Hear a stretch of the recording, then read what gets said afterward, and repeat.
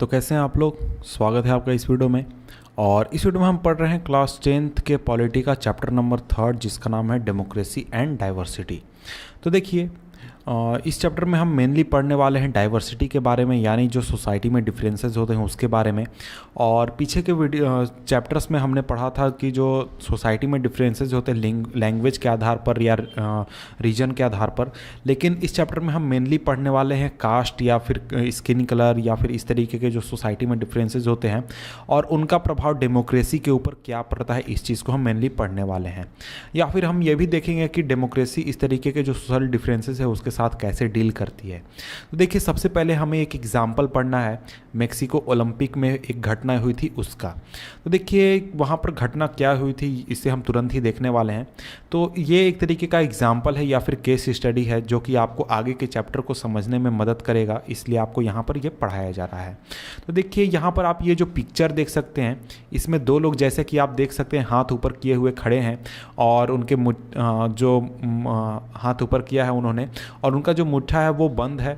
और ये इवेंट हुआ था, इसको हम देखते हैं। आइए तो देखिए इस पिक्चर में आप जैसा कि देख सकते हैं ये जो इवेंट बहुत ही इंपॉर्टेंट इवेंट था और ये एक तरीके से बहुत ही इंपॉर्टेंट लैंडमार्क था या फिर माइलस्टोन था जो सिविल राइट मूवमेंट हो रहा था यूएसए में, उसके लिए।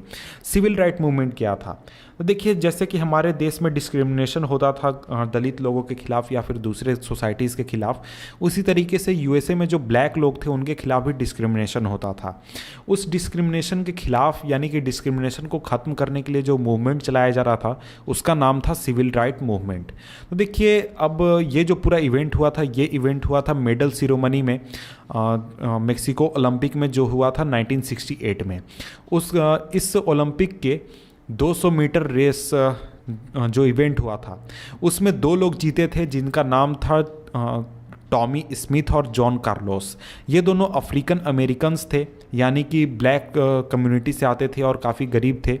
और ये दोनों लोग जो थे, एक ने गोल्ड मेडल जीता था और दूसरे ने ब्रॉन्ज मेडल जीता था। और इन दोनों ने अपने मुट्ठे को बंद कर लिया था और हाथ को ऊपर कर लिया, सर को झुका लिया और उसी समय में नेशनल एंथम बज रहा था। और ये लोग जो थे यूएस एथलीट थे जैसा कि मैंने पहले बताया, और इन्होंने अपने मेडल को रिसीव किया था ब्लैक सॉक्स को पहने हुए, यानी काले मोजे पहने हुए, और किसी भी तरीके के जूते को नहीं पहना था। और ये इन्होंने ऐसा इसलिए किया था ताकि ये ब्लैक पॉवर्टी को दिखा सकें। और इस पूरे इवेंट को कर यानी ये जो पूरा काम था, ये पूरा इवेंट था, इसको करके ये एक तरीके से पूरा इंटरनेशनल जो कम्युनिटी था उसका अटेंशन खींचना चाहते थे यूनाइटेड स्टेट की ओर, जहाँ पर रेशियल डिस्क्रिमिनेशन का इवेंट चल रहा था, रेशियल डिस्क्रिमिनेशन का प्रोसेस चल रहा था। और यहाँ पर जैसे मैंने पहले बताया कि इन्होंने ब्लैक ग्लोव पहना हुआ था, तो ब्लैक ग्लोव यानी कि ब्लैक जो दस्ताना इन्होंने पहना हुआ था और मुट्ठा इन्होंने बंद किया हुआ था। तो ये एक तरीके से ये सिम्बलाइज़ करना चाहते थे कि ब्लैक पावर को ये सिम्बलाइज़ करना चाहते थे। और इन दोनों के अलावा जो एक मेडलिस्ट थे, सिल्वर मेडलिस्ट, जो कि एक ऑस्ट्रेलियन एथलीट थे, पीटर नॉर्मन, इन्होंने एक ह्यूमन राइट्स बैच पहना हुआ था अपने शर्ट के ऊपर। और ये एक तरीके से इन दोनों अमेरिकन खिलाड़ियों के प्रति अपने सपोर्ट को दिखाना चाहते थे, इसलिए इन्होंने ह्यूमन राइट बैच पहना हुआ था। तो अब यहाँ सवाल उठता है कि आखिर जो कार्लोस और स्मिथ थे, इन्होंने इंटरनल मैटर को यानी कि अमेरिकन सोसाइटी के इंटरनल मैटर को इंटरनेशनल फोरम पर उठाकर अच्छा किया या फिर ख़राब किया, ये आपके ऊपर है, आपको इसको सोचना है। और आपको क्या लगता है कि ये जो पूरा इवेंट था ये पॉलिटिकल इवेंट था? और आपको क्यों लगता है कि जो पीटर नॉर्मन, जो ना कि ब्लैक थे और ना ही अमेरिकन थे बल्कि वो ऑस्ट्रेलिया के रहने वाले थे, इस पूरे प्रोटेस्ट में वो शामिल हुए? तो इस चीज़ के ऊपर आप सोच सकते हैं। और आप ये भी सोच सकते हैं कि अगर आप पीटर नॉर्मन की जगह होते तो आखिर आप क्या करते। तो देखिए ये इवेंट तो हो गया, अब इस इवेंट के बाद क्या हुआ इस चीज़ को हम यहाँ पर देख लेते हैं। तो देखिए जो इंटरनेशनल ओलंपिक एसोसिएशन था जो कि ओलंपिक को करवाता है, उसने कार्लोस और स्मिथ को एक तरीके से ओलंपिक जो स्पिरिट होता है, खेल भावना जो होता है, उसका वायलेशन करने में दोषी पाया। और इस वजह से उनके मेडल्स को वापस ले लिया गया। और जब ये दोनों लोग वापस अपने घर गए यानी कि अमेरिका पहुँचे, तो वहाँ पर इनको काफ़ी सारे क्रिटिसिज्म का सामना करना पड़ा। और इसके साथ ही जो ऑस्ट्रेलियन खिलाड़ी थे सिल्वर मेडलिस्ट, जिन्होंने इस इवेंट में इन दोनों का एक तरीके से सहयोग किया था, उनको भी अपने एक्शन के लिए काफ़ी परेशानी झेलनी पड़ी, उनको काफ़ी सफ़र होना पड़ा। और ऑस्ट्रेलियन टीम में जब अगली बार ओलंपिक के लिए ऑस्ट्रेलियन टीम आ रही थी, तो उनको नेक्स्ट ओलंपिक के ऑस्ट्रेलियन टीम में शामिल नहीं किया गया।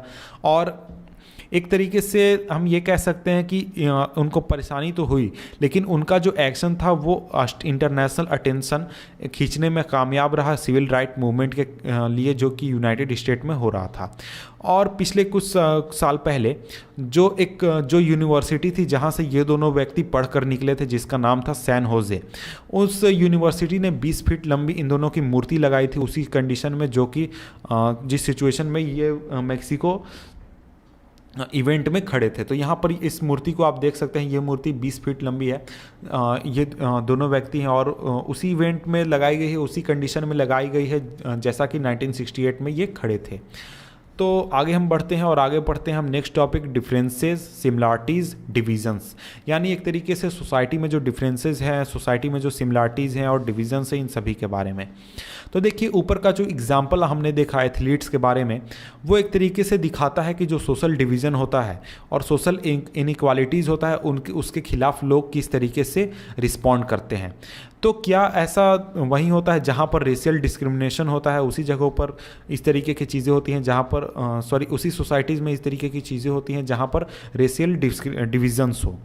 तो मेरे ख्याल से ऐसा नहीं होता है। तो देखिए पिछले 2 चैप्टर्स में हमने पढ़ा कि अलग डिफरेंट तरह के भी सोशल डिविजन्स होते हैं। जैसे कि हमने बेल्जियम और श्रीलंका का एग्जाम्पल देखा, जहाँ पर दोनों जगह रीजनल और सोशल एक तरीके से डिवीज़न थे। जो बेल्जियम का एग्जाम्पल था, वहाँ पर हमने देखा कि लोग जो थे अलग अलग रीजन्स में रहते थे और अलग अलग लैंग्वेज बोलते थे। और श्रीलंका में हमने देखा कि लैंग्वेज के डिविजन्स थे, यानी लिंग्विस्टिक प्रॉब्लम थे, और इसके साथ साथ रिलीजियस डिफरेंसेस भी थे। तो इस वजह से जो सोशल डाइवर्सिटी थी वो अलग अलग फॉर्म ले सकती है अलग अलग सोसाइटीज़ में। जैसे इंडिया में आप देखेंगे तो इंडिया में जो सोशल डिवीज़न है वो मेनली कास्ट बेस्ड है, यानी कास्ट के आधार पर है, और इसके साथ साथ अमीर गरीब के आधार पर है।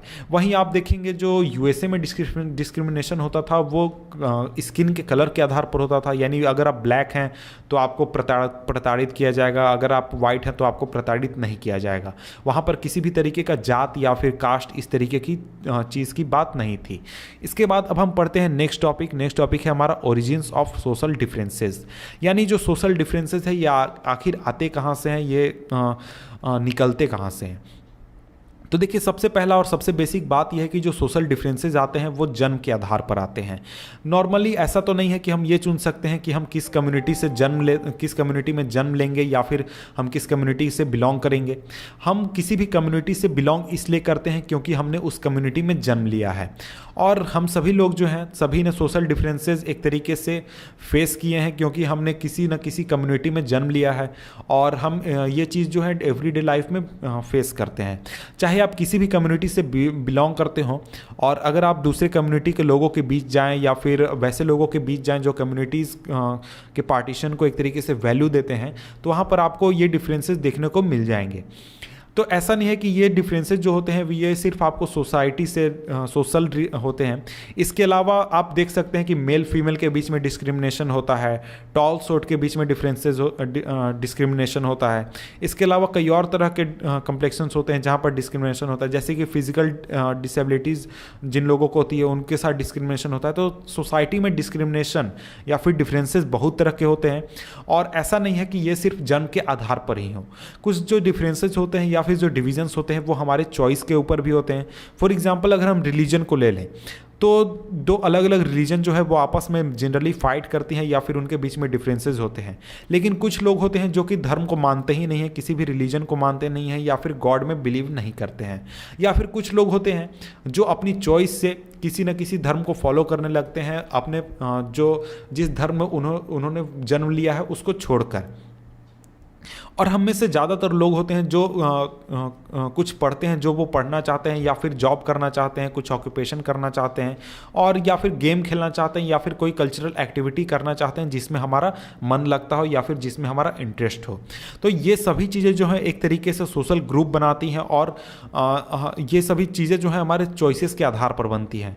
तो देखिए, आपने कभी ऐसा देखा होगा कि कुछ कम्युनिटीज़ जो है वो आपस में फाइट करती हैं, और ये कम्युनिटीज़ कैसे होते हैं, तो जॉब वाले लोग के होते हैं। जैसे हो सकता है कि मैकेनिकल इंजीनियर और इलेक्ट्रिकल इंजीनियर के बीच में एक तरीके का सोशल डिफरेंसेस हो, ऐसा होता है शायद, बहुत जगहों पर होता है। तो ऐसा तो नहीं है कि ये जन्म के आधार पर है, नहीं, ये आपके चॉइस के आधार पर है और आपके ऑक्यूपेशन के आधार पर है कि आखिर आप काम क्या कर रहे हैं और आप क्या कर रहे हैं। तो देखिए, सभी सोशल डिफरेंसेस जो होते हैं वो एक तरीके से सोशल डिवीज़न क्रिएट नहीं करते हैं। सोशल डिफरेंसेस जो हैं वो एक तरीके से एक जैसे लोगों को अलग अलग ग्रुप्स में बांट सकते हैं, लेकिन ये जो सोशल डिफरेंसेस हैं वो अलग अलग ग्रुप के लोगों को यूनाइट भी कर सकते हैं। तो देखिए, जो लोग होते हैं अलग अलग सोशल ग्रुप से बिलोंग करते हैं, उनके बीच में डिफरेंसेस भी हो सकते हैं और सिमिलरिटीज़ भी हो सकते हैं, जो कि उनके ग्रुप से अलग होगा। मेरा मतलब है कि उनके ग्रुप अलग अलग ग्रुप में रहने के बावजूद उनके बीच में सिमिलरिटीज होगी। फॉर एग्जांपल, हम यहाँ पर ऊपर के एग्जांपल से समझें, जो कार्लोस थे और जो स्मिथ थे, ये दोनों अमेरिकन खिलाड़ी थे, अफ्रीकन अमेरिकन थे। तो इनके बीच में एक तरीके की सिमिलरिटी हमें देखने को मिलती है। तो अब हम बात करते हैं एक दूसरे खिलाड़ी की, जो नॉर्मन, जो कि ऑस्ट्रेलियन थे, जो ना कि अमेरिकन थे और ना ही ब्लैक थे, तो बल्कि वो वाइट थे। तो लेकिन इनके बीच में हम एक तरीके की सिमिलरिटी देख सकते हैं कि ये तीनों लोग जो थे ये एथलीट थे और इन्होंने रेशियल डिस्क्रिमिनेशन के खिलाफ आवाज़ उठाया था। तो हम इस तरीके से देख सकते हैं कि अलग अलग सोसाइटी के रहने वाले लोगों के बीच में भी एक तरीके से जुड़ाव हो सकता है, या फिर उनको एक तरीके की सोच हो सकती है, और एक कम्युनिटी के रहने वाले लोगों के बीच में भी डिफरेंसेस हो सकते हैं। तो ये बहुत ही कॉमन है कि एक सेम रिलीजन या फिर सेम कम्युनिटी के अंदर रहने वाले लोगों के बीच में भी एक तरीके की भावना ना हो, एकजुटता ना हो। तो ऐसा कैसे हो सकता है? तो फॉर एग्जांपल, आप अगर एग्जांपल सबसे आसान में देता हूँ, हिंदुइज्म को आप देखें, तो हिंदू धर्म तो ऐसे देखने में लगता है कि बहुत बड़ा धर्म है, बहुत चीज़ है, लेकिन हिंदू धर्म में जो कास्ट है वो बहुत ही प्रिवेलेंट है, बहुत मजबूत है। तो इसका रिजल्ट ये होता है कि जो मान लीजिए कोई ब्राह्मण है तो वो राजपूत के साथ नहीं आना चाहता है, राजपूत जो है वो दलित के साथ नहीं आना चाहता है, दलित जो है वो दूसरे लोगों के साथ नहीं जाना चाहता है। तो इस वजह से वो खुद को हिंदू धर्म के आधार पर यूनाइट नहीं करता है। फॉर एग्जांपल, दूसरा एग्जांपल इसी में देता हूँ, तो देखिए, हिंदू धर्म में एक तरीके के ग्रुप हम कह सकते हैं, लेकिन इसके अंदर भी बहुत तरीके के डिस्क्रिमिनेशन है अमीरी गरीबी को लेकर। कुछ लोग जो हैं बहुत ही अमीर हैं, कुछ लोग बहुत ही गरीब हैं, तो इस वजह से उनके बीच में एक तरीके का सोशल डिफरेंस है।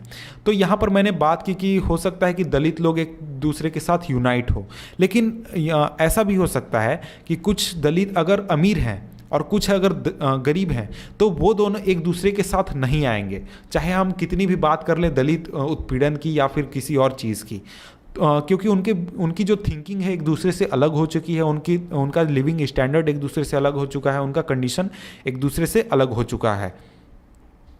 तो देखिए, इसके अलावा अलग अलग रिलीजन से बिलोंग करने वाले लोगों के बीच में भी हो सकता है कि वो सेम कास्ट से एक तरीके से बिलोंग करें और एक दूसरे के ज़्यादा करीब खुद को पाएं। और इसी तरीके से अगर कोई फैमिली है, फैमिली में एक व्यक्ति जो है वो अमीर है और दूसरा गरीब है, तो वो एक दूसरे के साथ क्लोज रिलेशन नहीं रख पाएंगे और रखना चाहेंगे भी नहीं, क्योंकि उनकी जो थिंकिंग है वो काफ़ी डिफरेंट हो चुकी है, और वो दुनिया को किस नज़रिए से देखते हैं या फिर ये भी काफ़ी ज़्यादा डिफरेंट हो चुका है। तो इस वजह से हमें ये बात समझ सकते हैं कि हम सभी लोगों के पास एक से ज़्यादा आइडेंटिटी मौजूद होती है। हम जिस स्थिति में होते हैं उस स्थिति के अनुसार हमारी आइडेंटिटी होती है। फॉर एग्जांपल, अगर हम कम्युनिटी की बात करते हैं तो हमारी आइडेंटिटी कम्युनिटी के साथ जुड़ जाती है, और अगर हम बात करते हैं अमीरी और गरीबी की, तो उस तरीके से हम अपनी आइडेंटिटी अमीर या फिर गरीब के रूप में बना लेते हैं। तो देखिए, हमारी जो आइडेंटिटी सिचुएशन के आधार पर बनती है कि हमारा सिचुएशन कैसा है, उस तरीके की आइडेंटिटी हम खुद के लिए क्रिएट करते हैं। इसके बाद अब हम नेक्स्ट टॉपिक पढ़ते हैं। नेक्स्ट टॉपिक है overlapping and cross cutting differences, यानी जो डिफरेंसेस हैं या फिर सोशल डिविजन्स है वो एक दूसरे को ओवरलैप कैसे करते हैं और क्रॉस कट कैसे करते हैं। तो देखिए जो सोशल डिवीज़न होते हैं वो तब आते हैं जब सोशल डिफरेंसेस जो हैं वो दूसरी तरह के डिफरेंसेस के ऊपर हावी हो जाएं। तो फॉर एग्जांपल अगर हम ब्लैक और वाइट, जो यूएसए में ब्लैक और वाइट रहने वाले हैं, उनके बीच के सोशल डिवीज़न को देखें तो वहाँ पर सोशल डिवीज़न इसलिए क्रिएट हुआ, इसलिए मेनली क्रिएट नहीं हुआ क्योंकि वो उनका स्किन का कलर अलग है। मेनली क्रिएट इसलिए हुआ क्योंकि जो ब्लैक होते हैं वो मेनली गरीब होते हैं, उनके पास घर नहीं होते हैं और उनके खिलाफ काफ़ी सारा डिस्क्रिमिनेशन किया जाता है। और वहीं जो वाइट्स होते हैं काफ़ी अमीर होते हैं, उनके पास काफ़ी पैसे होते हैं। इसी तरीके से हमारे कंट्री में आप जानते हैं काफ़ी सारे डिस्क्रिमिनेशन है और दलित लोगों के खिलाफ काफ़ी सारा डिस्क्रिमिनेशन किया जाता है। जो दलित होते हैं वो मेनली गरीब होते हैं और लैंडलेस होते हैं और उनके खिलाफ काफ़ी डिस्क्रिमिनेशन किया जाता है और उनके खिलाफ काफ़ी उत्पीड़न भी किया जाता है, इनजस्टिस भी होता है। तो इस तरीके का जो सिचुएशन होता है एक तरीके का सोशल डिवीज़न क्रिएट करता है, जहाँ पर जो सोशल डिफरेंसेस होते हैं काफ़ी ज़्यादा इंपॉर्टेंट हो जाता है लोगों के लिए, और वो एक तरीके से फील करना शुरू कर देते हैं कि वो किसी अलग कम्युनिटी से बिलोंग करते हैं और जो अगला आदमी है वो उनके साथ नहीं है या फिर वो उस कम्युनिटी से नहीं है जिससे वो बिलोंग करते हैं। तो आइए अब हम आगे बढ़ते हैं। तो देखिए जो सोशल डिफरेंसेस हैं वो अगर एक दूसरे को क्रॉस कट कर दें तो लोगों के लिए एक तरीके से बहुत ही मुश्किल हो जाएगा कि वो एक दूसरे के खिलाफ खड़े हों। क्रॉस कट करने का यहाँ पर क्या मतलब है? क्रॉस कट करने का मतलब ये है कि देखिए एक कम्युनिटी है, जैसे हम यहाँ पर बात कर रहे थे दलित की, तो दलित कम्युनिटी और हम ऐसा देखते हैं जनरली कि दलित कम्युनिटी और जो हायर कास्ट है इनके बीच में डिफरेंसेस हैं या फिर फाइट्स कई जगहों पर देखे जाते हैं। तो उसका मेन रीज़न ये नहीं है कि वो दलित से बिलोंग करते हैं या फिर वो हायर कास्ट से बिलोंग करते हैं। मेन रीज़न है कि उनके बीच में एक तरीके की ग्रुप, हम क्या कह सकते हैं कि ये आइडेंटिटी क्रिएट हो चुकी है कि मैं दलित हूँ, मैं ऊंची जाति से हूँ या फिर मैं ये हूँ, मैं वो हूँ। तो इस चीज़ को क्रॉस कट कैसे कर सकते हैं? इस चीज़ को क्रॉस कट कर सकते हैं इस वजह से कि देखिए ऊंची जाति में कुछ लोग अमीर होते हैं, कुछ लोग गरीब होते हैं। उसी तरीके से अगर दलित में भी कुछ लोग अमीर हो जाएं, कुछ लोग गरीब हो जाएं, तो जो गरीब है अमीर ऊंची जाति का और जो गरीब है दलित जाति का, उनके बीच में एक तरीके की एकजुटता आएगी, उनके बीच में एक तरीके का ग्रुप बनेगा। उसी तरीके से जो अमीर है ऊंची जाति का और जो अमीर है आपका दलित का, उनके बीच में एक तरीके का ग्रुप बनेगा। तो ऐसा सिचुएशन जब आएगा तो ऐसे सिचुएशन में जो एक तरीके से ग्रुप बाजी चलती है या फिर ग्रुप लोग बनाते हैं, वो ग्रुप रियलिटी में फॉर्म नहीं होने पाएगा। तो इसके लिए आइए हम एक एग्जाम्पल देखते हैं। एग्जाम्पल है हमारा नॉर्दर्न आयरलैंड का और नीदरलैंड का। तो देखिए ये दोनों कंट्रीज़ जो हैं यहाँ पर क्रिश्चियंस रहते हैं और ये क्रिश्चियन जो ग्रुप्स हैं ये मेनली डिवाइडेड हैं कैथोलिक और प्रोटेस्टेंट्स के बीच में। तो देखिए जो नॉर्दर्न आयरलैंड है यहाँ पर क्लास और रिलीजन जो है वो एक तरीके से एक दूसरे के साथ ओवरलैप करते हैं, यानी कि जो कैथोलिक हैं वो बहुत ही पुअर है नॉर्दर्न आयरलैंड में और उनके खिलाफ काफ़ी सारे डिस्क्रिमिनेशन किए गए हैं। और वहीं जो आपके प्रोटेस्टेंट हैं वो काफ़ी अमीर हैं और काफ़ी ऊंचे क्लास में रहते हैं। और वहीं नीदरलैंड की बात करें तो यहाँ पर क्लास और रिलीजन जो है वो एक दूसरे को कट करते हैं। कैसे? तो कैथोलिक और प्रोटेस्टेंट दोनों में अमीर और गरीब दोनों मौजूद हैं। तो इसका रिजल्ट ये हुआ कि जो कैथोलिक और प्रोटेस्टेंट है इनके बीच में काफ़ी सारे फाइट्स होते हैं, कन्फ्लिक्ट होती है और काफ़ी ज़्यादा मारकाट होते हैं नॉर्दर्न आयरलैंड के बीच में, नॉर्दर्न आयरलैंड में। और वहीं अगर हम नीदरलैंड की बात करें तो वहाँ पर इस तरीके की कोई सिचुएशन नहीं है।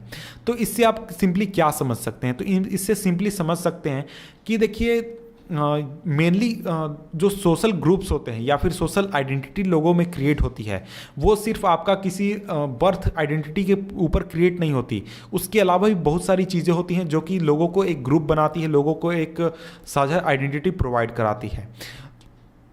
तो देखिए जो सोशल डिफरेंसेस हैं अगर वो ओवरलैप करते हैं तो वो एक तरीके से डीप सोशल डिवीजन और टेंशन क्रिएट कर सकते हैं। और अगर क्रॉस कटिंग हो सोशल डिफरेंसेस के बीच में तो बहुत ही आसानी से लोगों को एक दूसरे के साथ एकोमोडेट करने में परेशानी नहीं होगी।